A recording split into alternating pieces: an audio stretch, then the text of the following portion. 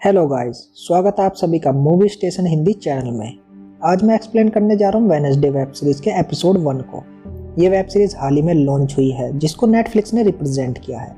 इस web series की IMDb पर रेटिंग है 8.4 आउट ऑफ 10। इस वेब सीरीज में टोटल 8 एपिसोड्स हैं जिनकी एक्सप्लेनेशन मैं डे बाय डे अपने चैनल पर अपलोड करूँगा। तो हमारे चैनल से जुड़े रहे और चैनल को सब्सक्राइब कर दें। तो चलिए एपिसोड 1 की एक्सप्लेनेशन शुरू करते हैं।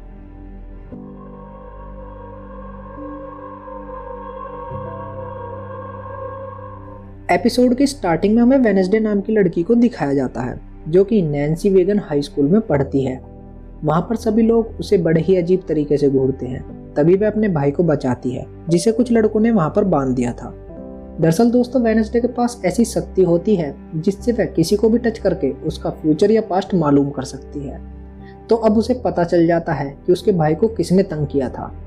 जिसके बाद वह एक स्विमिंग पूल में जाती है जहाँ पर कुछ लड़के स्विमिंग कर रहे होते हैं। वह पूल में खतरनाक मछलियों को डाल देती है जो कि उन लड़कों को काटने लगती है। इस हरकत के बाद वेडनेसडे को स्कूल से निकाल दिया जाता है। अब दोस्तों, वेडनेसडे के पेरेंट्स उसे नेवरमोर अकेडमी में लेकर जाते हैं क्योंकि नेवरमोर अकेडमी से ही उसकी माँ ने पढ़ाई की थी। नेवरमोर अकेडमी में पहुंच जाने के बाद वह प्रिंसिपल के रूम में जाते हैं जिनका नाम लेरिसा वेम्स है। वह वेडनेसडे का रिपोर्ट कार्ड देखकर कहती है कि तुम्हें स्कूल में एडमिशन मिल जाएगा क्योंकि तुम पढ़ाई में काफ़ी अच्छी हो। वेडनेसडे बड़े ही अजीब तरीके से घूरती है और बोलती है कि दुनिया का ऐसा कोई स्कूल नहीं है जो मुझे रोक सके। इसके बाद वेडनेसडे को उसकी रूममेट से मिलाया जाता है जिसका नाम एनिद होता है। वो वेडनेसडे को देखकर काफ़ी खुश हो जाती है, लेकिन वेडनेसडे और एनिद के बीच में जमीन आसमान का फर्क होता है। जहाँ पर एनिद को रंगों से प्यार है लेकिन वेडनेसडे को रंगों से कोई प्यार नहीं है। बाद में एनिद वेडनेसडे को स्कूल दिखाते हुए बताती है कि 1791 में इस स्कूल को खोला गया था। वेडनेसडे एनिद से कहती है कि मैं यहाँ पर ज़्यादा दिन नहीं रुकने वाली, मैं यहाँ से भागने वाली हूँ। मेरी माँ ने मुझे इस स्कूल में इसलिए डाला ताकि मैं उनके जैसी बन जाऊँ।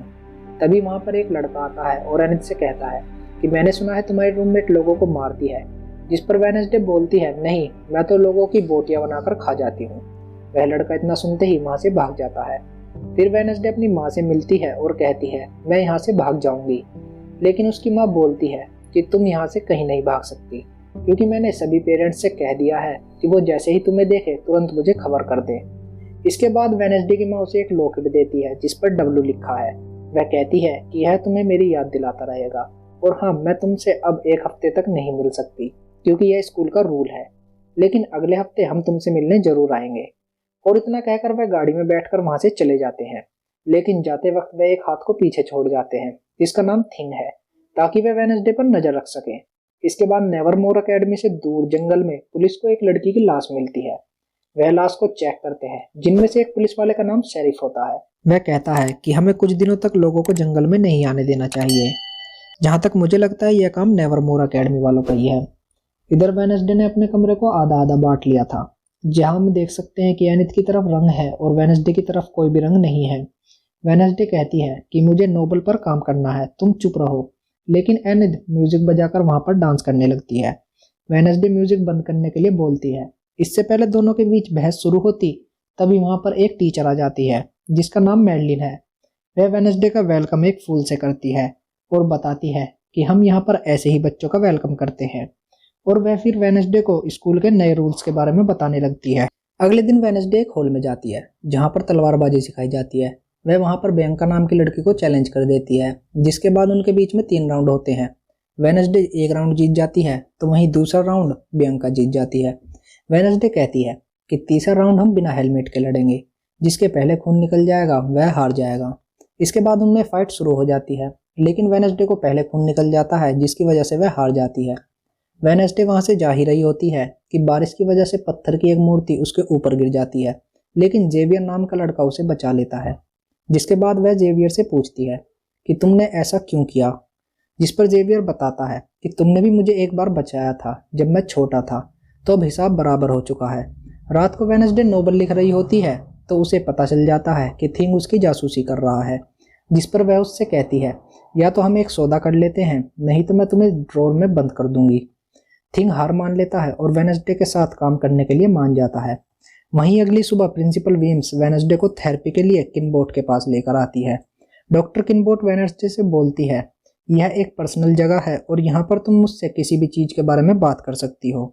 लेकिन वेडनेसडे को यह सब वेस्ट ऑफ टाइम लगता है और वह बहाना बनाकर वॉशरूम चली जाती है, जहाँ पर वह थिंग की मदद से भाग निकलने का रास्ता ढूंढती है और वहाँ से निकल जाती है। वह पाइप से होते हुए नीचे आ जाती है, जहाँ पर वह एक आदमी से टकराती है, जिससे उसे उसके फ्यूचर के बारे में पता चल जाता है। लेकिन कुछ ना बताते हुए वह वहां से चली जाती है और एक शॉप पर आ जाती है, जहां पर वह टाइलर नाम के आदमी से मिलती है, जो कि कॉफी सर्व करता है। वह एक मशीन को ठीक कर रहा होता है जो कि खराब है, जिसे देखकर वेडनेसडे कहती है कि मैं तुम्हारी इस मशीन को ठीक कर दूंगी, लेकिन तुम्हें भी मेरी मदद करनी होगी। टाइलर वेडनेसडे की ड्रेस देखकर समझ जाता है कि यह नेवरमोर अकेडमी से है। इतने में ही वेडनेसडे मशीन को ठीक कर देती है और टाइलर से कहती है कि मुझे यहाँ से निकलना है, इसलिए तुम मेरे लिए एक टैक्सी बुक कर दो।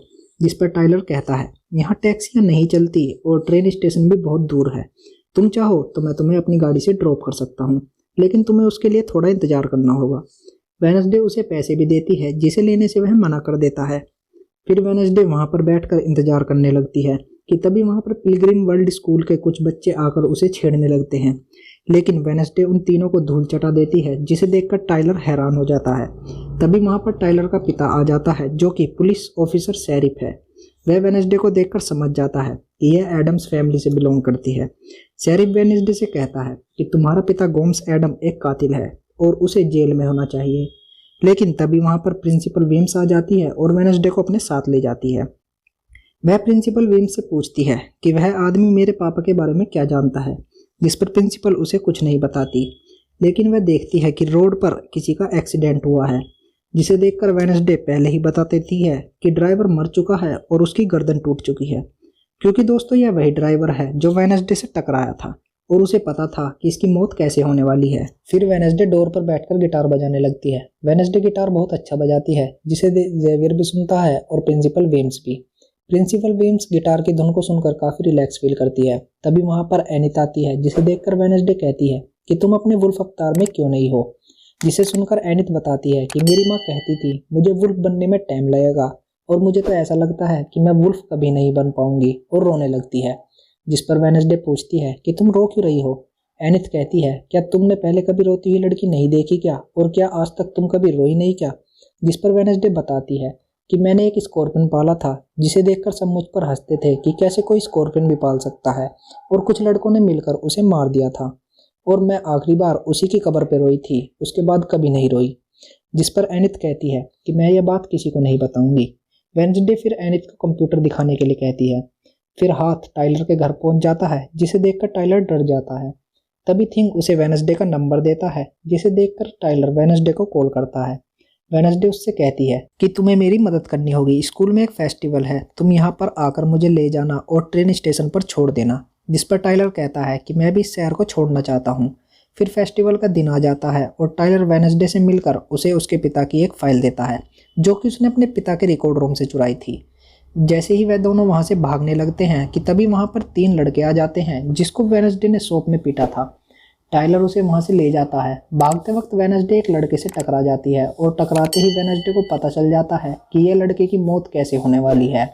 वेडनेसडे टाइलर के साथ भागने की बजाय उस लड़के को बचाने के लिए चली जाती है, जो कि जंगल की तरफ भाग रहा होता है। वह लड़का वेडनेसडे को अपनी जादुई शक्तियों से जकड़ लेता है, लेकिन वेडनेसडे उससे कहती है कि तुम्हारी जान खतरे में है। फिर रोवन बोलता है कि जान मेरी नहीं तुम्हारी खतरे में है, और वह एक पिक्चर दिखाता है जो कि उसकी माँ ने बनाई थी। वह बताता है कि माँ ने बताया था कि तुम सभी के लिए कितना बड़ा खतरा हो, इसलिए मैं तुम्हें आज मार दूंगा। कि तभी वहां पर एक क्रिएचर आता है और वह रोमन को मार देता है। वह वेडनेसडे को छोड़ देता है। अब वेडनेसडे समझ नहीं पाती कि आखिर क्रिएचर ने उसे क्यों बचाया। वेडनेसडे अकेले बैठी होती है कि तभी उसके पेरेंट्स की कॉल आती है और वह पूछते हैं कि तुम्हारा पहला हफ्ता कैसा गुजरा। जिस पर वेडनेसडे कहती है कि तुम सही थी माँ, यहाँ पर मज़ा आ रहा है। और वेडनेसडे की इस खतरनाक स्माइल के साथ ही एपिसोड की एंडिंग हो जाती है। दोस्तों उम्मीद करता हूँ आपको हमारी एक्सप्लेनेशन अच्छी लगी होगी। अगर अच्छी लगी है तो वीडियो को लाइक करें और शेयर करें। चैनल को सब्सक्राइब कर लें ताकि मैं जैसे ही एपिसोड 2 की एक्सप्लेनेशन लेकर आऊँ तो आपके पास सबसे पहले पहुँच जाए। मिलता हूँ आपसे अपनी अगली वीडियो में। जय हिंद, वंदे।